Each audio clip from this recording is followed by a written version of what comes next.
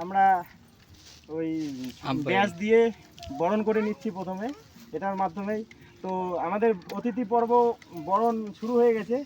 একটু আগেই আমাদের এখানকার একজন মূল্যবান সদস্য ছিল, কিন্তু এখন অতিথি হয়ে গেছে, শিবাস মহন্ত পুলিশে আছে। তো ওকে বরণ করলেন আমাদের রাজপাটের মেম্বার। যাই হোক, এর জন্য আমি সবার কাছে একটা হাততালি চাবো। তারপরে তারপরে শোল্ডার ব্যাস দিয়ে বরণ করে নিলেন, আমাদের তিরঙ্গা গামছা দিয়ে বরণ করে নিলেন আমাদের রাজপাটের আমাদের সাথী বলতে পারি। আবার উনি হচ্ছেন বর্তমানে এখানে আমরা যারা যারা আছি সবার থেকে senior person, most senior person. উনি আবার রাজপাটের একটা দায়িত্বেও আছেন। যাই হোক, সবাইকে অনেক সহযোগিতা করে বিকাশ দা আমাদের।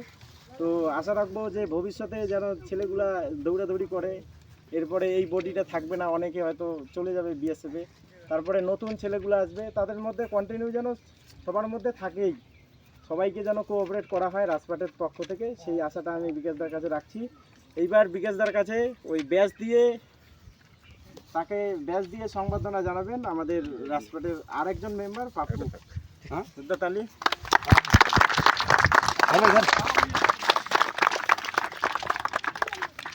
বেশি করে ফোড়াস, দেখিস বুকত ফোড়ে দেবো। রক্ত বেরোবে না কি বেরোবে? একজন একজন করে আসবেন আর ইয়ে নেবেন আর দিবেন। এই আসো আসো, অন্য অন্য পার্সন অন্য একদিন আসো। দেখি কয়জন আছে তাহলে। চাকরি যায় আছে আছে 10 চাকরি বাকরি না, এই লোক দেখি হ্যাঁ, লোক দেখে দেখে দিবেন। 11টা চাকরি নাই, এমনি সিনিয়র লোক। আচ্ছা, এরপর